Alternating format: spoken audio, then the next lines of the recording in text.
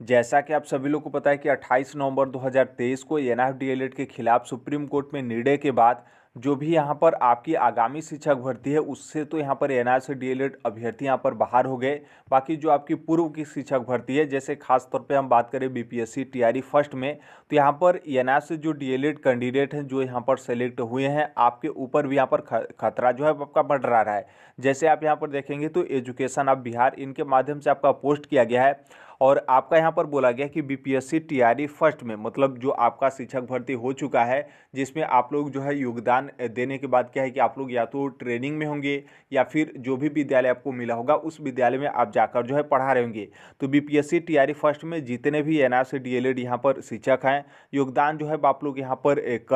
योगदान जो है वो कर लिए हैं। कल के जजमेंट के बाद, कल के जजमेंट का मतलब यहाँ पर यह है कि 28 नवंबर के जजमेंट के बाद यहाँ पर क्या है कि आज से जिलों में जिला शिक्षा पदाधिकारी ने आदेश दिया है, और आज से जिला शिक्षा पदाधिकारी का मतलब 29 नवंबर को, यानी कल का ये बात है, क्योंकि आज है आपका 30 नवंबर 2023। आदेश जो है आपके जिला शिक्षा पदाधिकारी की तरफ से दिया गया है कि जो एनआर से डीएलएड कैंडिडेट हैं उनका यहाँ पर फोल्डर जो है आपका अलग रखा जाए। फोल्डर अलग रखने का मतलब यह है कि जब आप लोग डॉक्यूमेंट्स वेरिफिकेशन साथ में जब आपका काउंसलिंग हुआ था तो आपने 2 फोल्डर में डॉक्यूमेंट जो है वो जमा किया था। तो यहाँ पर जो एनआर से डीएलएड कैंडिडेट है उनका यहाँ पर फोल्डर जो है अलग रखा जा रहा है कि कितने यहाँ पर एनआर से डीएलएड जो कैंडिडेट है वो यहाँ पर बीपीएससी टीआरई फर्स्ट में जो आपकी प्राइमरी की वैकेंसी थी उसमें ये लोग जो है वो सिलेक्ट हुए हैं। फिर यहाँ पर है कि आज मुजफ्फरपुर जिले, आज का मतलब कल की यहाँ पर बात किया जा रहा है कि कल यहाँ पर क्या था कि मुजफ्फरपुर जिले की जो आपके जिला शिक्षा पदाधिकारी हैं उनके माध्यम से फोल्डर को अलग जो है आपका छांटना शुरू कर दिया गया है।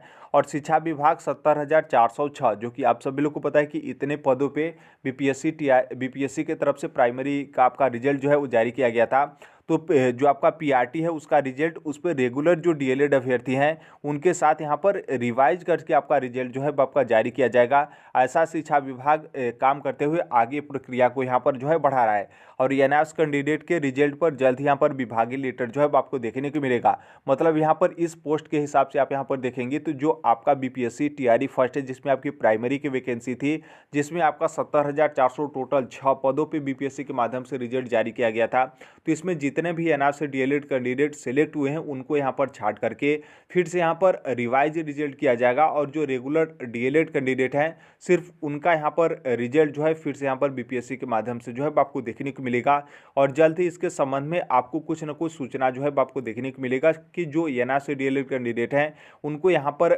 बाहर जो है आपका किया जाता है, जिस तरीके से 28 नवंबर का सुप्रीम कोर्ट की तरफ से आपका जजमेंट जो है आपका जारी किया गया था। अब यहाँ पर देखेंगे तो जो आपके मुजफ्फरपुर जिला है, संभवतः ये तो पता नहीं कि मुजफ्फरपुर जिले के कौन जिला शिक्षा पदाधिकारी हैं, लेकिन आपने देखा था कि जो आपका काउंसलिंग हो या फिर जो आपके औपबंधिक नियुक्ति पत्र हो या फिर बीच में ही डॉक्यूमेंट्स वेरिफिकेशन जांच वगैरह हो, तो आपके मुजफ्फरपुर से काफ़ी ज़्यादा न्यूज जो है आपको देखने को मिला था। मतलब कुछ भी यहाँ पर जो आपकी छंटनी की प्रक्रिया हो या फिर बाहर करने की प्रक्रिया हो तो स्टार्टिंग से आपका मुजफ्फरपुर में ही यहाँ पर जो है आपका शुरू होता है। तो इसलिए फिर से यहाँ पर क्या है कि मुजफ्फरपुर के जो जिला शिक्षा पदाधिकारी हैं उनके माध्यम से स्टार्टिंग में यहाँ पर जो है आपका काम चालू कर दिया गया कि जो एनआर से डीएलएड कैंडिडेट हैं उनका यहाँ पर फोल्डर जो है आपका अलग जो है आपका रखा जाए। बाकी ये देखिए, ये तो नॉर्मल सी बात यहाँ पर इनके माध्यम से पोस्ट किया गया है। संभवतः जो भी आपकी शिक्षक भर्ती थी उसमें इनके तरफ से कोई उस तरीके का मतलब भड़काने को लेकर या फिर उस तरीके का गलत जो है वो संभवतः न्यूज़ जो है आपका शेयर नहीं किया जाता है, जो आपके एजुकेशन ऑफ बिहार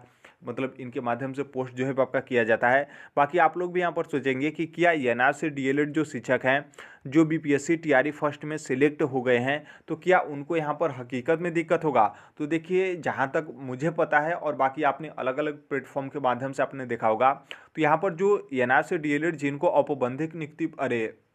औपबंधिक बोले, जो आपका विद्यालय आवंटन से संबंधित प्रपत्र मिल चुका है, उसके बाद जो भी आपका योगदान देने के बाद आप लोग क्या है कि आप लोग पढ़ा रहे हो या फिर ट्रेनिंग कर रहे हो, तो बहुत पूरा चांस है कि आप लोग यहाँ पर बाहर जो है वो नहीं होंगे। आप लोग यदि एक बार सिस्टम में इंटर कर गए हैं तो आप लोग वहाँ पर आप लोग को किसी भी तरीके का दिक्कत नहीं होगा। बाकी जो एक नोटिस को लेकर बोला जा रहा था कि आपका फलाफल कोर्ट का कोई उस तरीके का निर्णय आता है तो उसके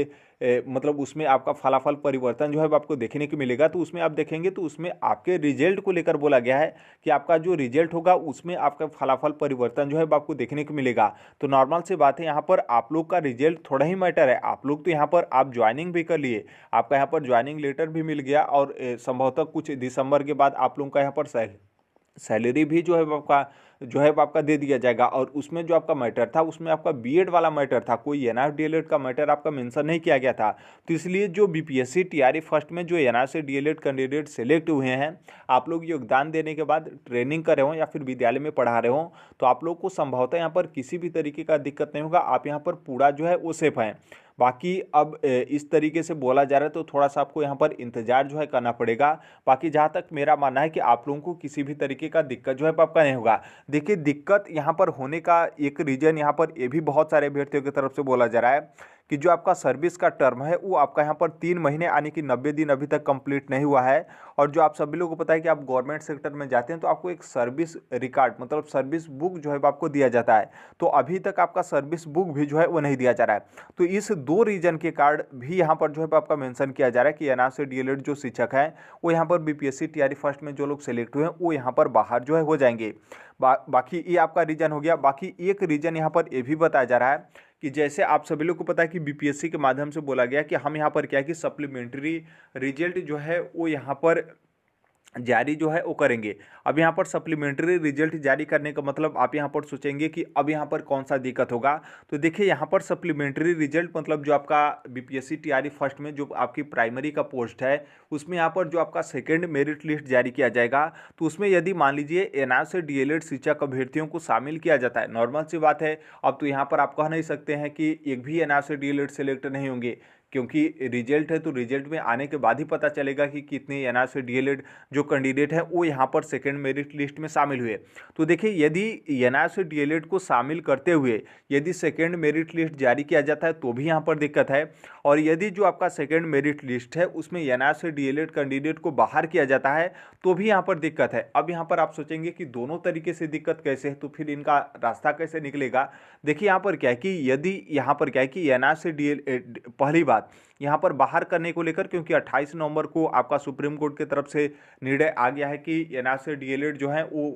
शिक्षक भर्ती के लिए एलिजिबल नहीं रहेंगे। तो यहाँ पर क्या है कि 28 नवंबर तो अब आपका बीत गया। अब यहाँ पर जो आपका सेकेंड मेरिट लिस्ट जब कभी भी आएगा अब तो 28 नवंबर का बाद का ही वो जो है आपका डेट माना जाएगा। तो यदि मान लीजिए एनआर से डीएलएड को यहाँ पर बाहर करते हुए सेकेंड मेरिट लिस्ट जारी किया जाता है तो इस तरीके से दिक्कत होगा कि ये जो आपका समानता का अधिकार है उसका यहाँ पर उल्लंघन होगा। क्योंकि यहाँ पर समानता का अधिकार का उल्लंघन का मतलब यह है कि जैसे जो आपका बीपीएससी टीआरई फर्स्ट है वो तो आपका एक ही वैकेंसी है, वो तो आपकी वैकेंसी अलग अलग नहीं है। और एक ही वैकेंसी में यहाँ पर क्या है कि वो आपकी वैकेंसी कंप्लीट नहीं हुई है और एक ही वैकेंसी में यहाँ पर क्या है कि एक तरफ एनआर डीएलएड को शामिल किया जाता है और दूसरी तरफ आपका एनआर डीएलएड को बाहर किया जाता है। तो ये साफ तौर पे समानता का जो अधिकार है उसका यहाँ पर उल्लंघन है, क्योंकि एनआर डीएलएड के जो अभ्यर्थी हैं उनके साथ यहाँ पर भेदभाव जो है आपका किया जा रहा है। तो इस मैटर से यहाँ पर क्या है कि एनआर डीएलएड को यदि बाहर करके सेकेंड मेरिट लिस्ट जारी किया जाता है तो ये भी आपका जो कानूनी दांवपेच है उसमें आपका यहाँ पर फंस जाएगा।